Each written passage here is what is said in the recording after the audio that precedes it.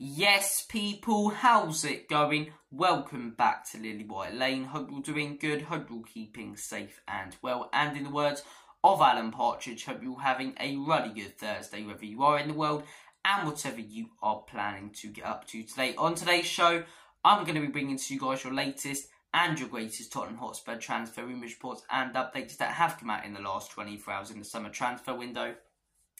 And out of nowhere, like a Ramsey Orton arcade, we seem to be getting loads of news. We've had pretty much nothing for the last month, apart from an occasional Harry Kane update once a week.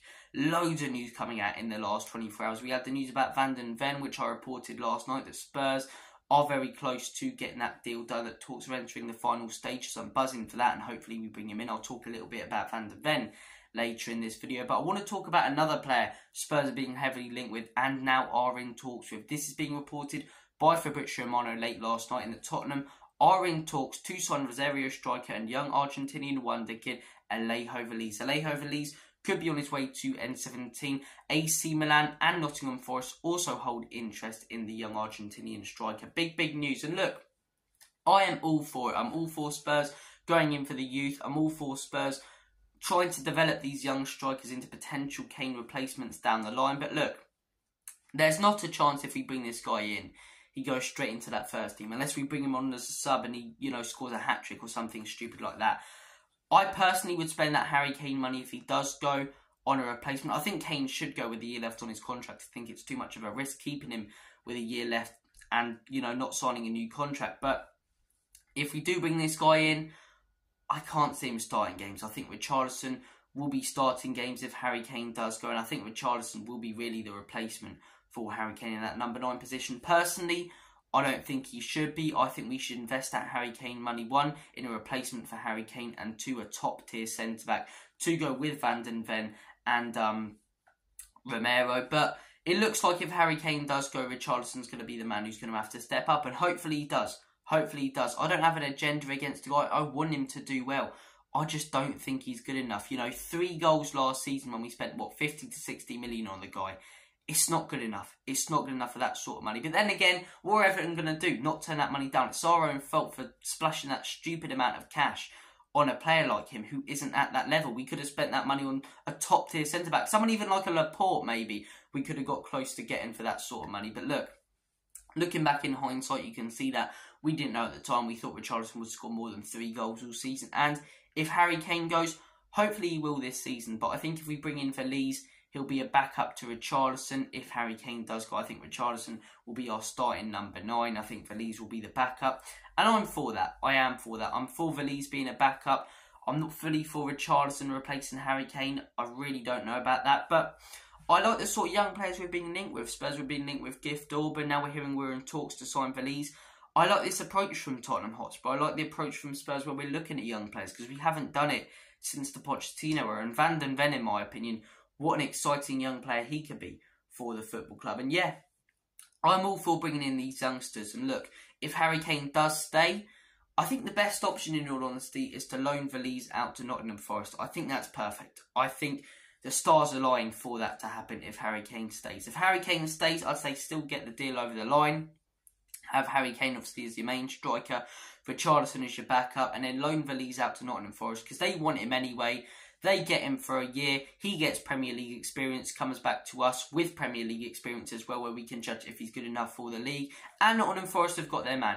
Everyone is a winner. So, look, that's what I'd do if Tottenham Hotspur do sign him, based on whether Kane stays or Kane goes. But look, I'm excited for this guy. I believe he scored 3 goals in 8 games for Argentina. He's playing for their under-20s. He's 19 years of age.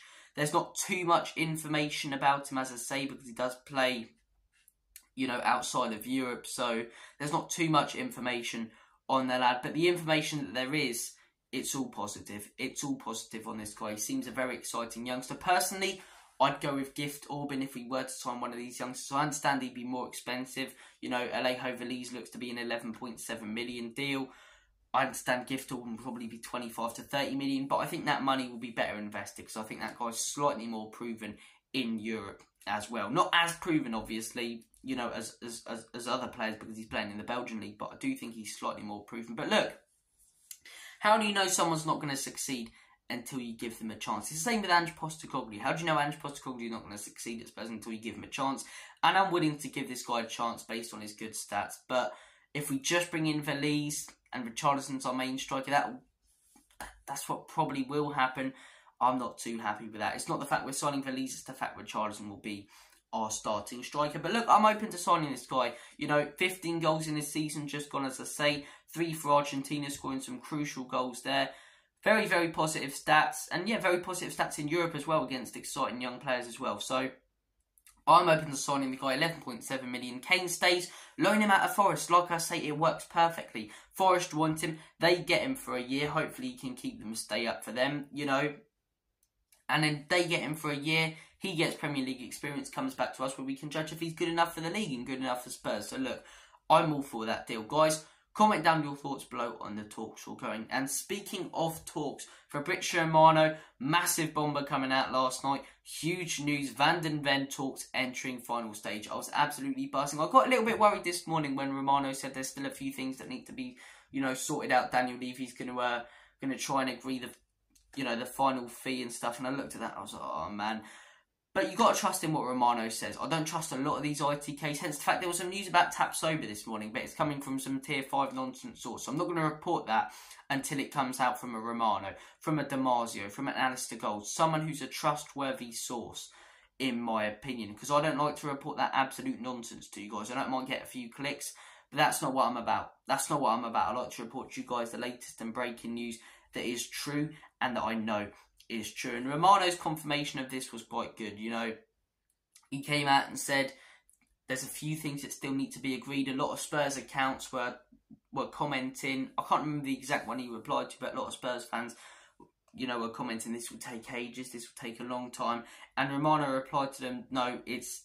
Or he actually said now, which was quite funny. He said, nah, it's very close, which is good to hear. Will he be ready for the Shakhtar game? No. And look, I'm glad we're getting Van den Ven, but this is where I get annoyed at the people who will go, oh, blah, blah, blah, you know, you were ranting about centre-backs all summer, we're getting one now, you know, what were you ranting about? I was ranting about the fact we hadn't got them because we're missing out on good pre-season games to gel these players into the squad. So we're going to bring in Van den Ven, right? He's not going to be ready for Sunday. Let's say we sign him Saturday, which is realistic now that it's Thursday. Maybe Sundays. You know, Saturday's a bit quick in all honesty. Then he's got the Barcelona game, which I don't even know is taking place right now. No one seems to be talking about it. The Spurs accounts are posting, getting ready for our last pre-season game. If we end up playing 3 pre-season games, when teams like Chelsea have played 7 and Man United have played 7, it's an absolute joke of a pre-season. But anyway, this is why I was still ranting about getting him in early. Because if he misses the Shakhtar game, which looks very likely now, the only way he gets a bit of game time in that game is if we sign him today. Which won't happen. It's not going to be announced today, is it? But the reason I was ranted is because he's missed out on a pre-season to gel into that squad, to form a partnership with Romero, and he's going to be chucked straight in there in that first Premier League game. Because in all honesty, if he is at Spurs by the Barcelona game, he probably won't be starting or have his fitness levels up to start the game. So he's going to be struck straight into that Brentford game with no previous experience playing with these players, not being able to gel in and not being able to form a partnership with Romero. And that partnership will take time. It was like last season when Manchester United signed Leacher and they had Varane there as well. It took time to form that partnership. Once they did, it was brilliant. But because they were brought in at different times and brought in at the beginning of the season and didn't have time to form that partnership in pre-season, you know, they were a mess defensively for those first few games.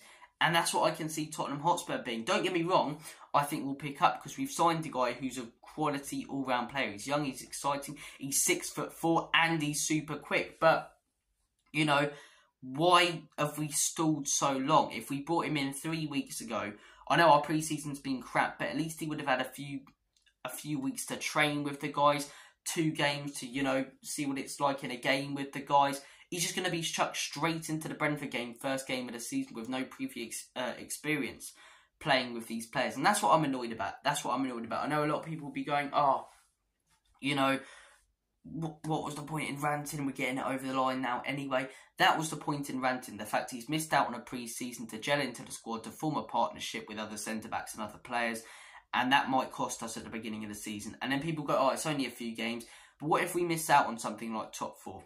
at the end of the season, or even European football in general, by a few points. Those few points, the reason we'll be missing out on those few points, I can't speak this morning, is because we've cocked up in the first few games of the season. And why? Because we haven't had time to form a partnership. And look, our pre-season's been a shambles anyway. Our fitness levels are so far behind other teams. We've played 2 games. We're going to end up playing 4. I don't even know if that Barca game is still going ahead. It's a joke. It's an absolute joke. One of those games was against Lion City Sailors. Meanwhile, you've got teams like Man United playing Real Madrid, playing, you know, big teams in America. About 7 games for Manchester United this summer. You've got Liverpool playing teams like Bayern, you know. They're on, what, 5 games now? 6 games? You've got, what do you call it as well? Chelsea. What a pre-season they've had. Unbeaten in pre-season. They've played 7 games. Then you've got Spurs who have played 2, have a game called off due to a monsoon. I mean, who could have predicted that, travelling to Thailand in monsoon season? And then, you know, we're not going to have time to gel our new players into the squad. That's why I'm annoyed, and that's why I don't understand why we've stalled on this deal. But I am happy we are getting there in the end. Of course, I'd still prefer to start in centre-back than not for the beginning of the season and for the first game of the season. I'm more confident with a guy who hasn't ever played with this team before than I am Dyer starting against Brentford. But look, guys, comment your thoughts down below on the Van den Ven deal. And when do you think it will get done by? Do you think it will get done by this weekend? I hope it personally will, so at least he gets 1 pre-season game or some game time against Barcelona and a few training sessions before that first game. And we don't have to start Dyer in general, because if we sign him right before that Brentford game, his fitness levels, the fact he hasn't gelled in, I could be worried and you could start Dyer. But look, guys, comment down your thoughts below on all the rumours. Comment your thoughts down below on what's his name? Alejo Véliz. Sorry guys, I can't focus, I've got a bit of a hangover. Alejo Véliz. And obviously your man Van den Ven. Thank you for watching this video. Take care of yourselves. All the best. Have a smashing day. And as always, come on you Spurs. In Big Ange we trust. Enoch and Levy out. See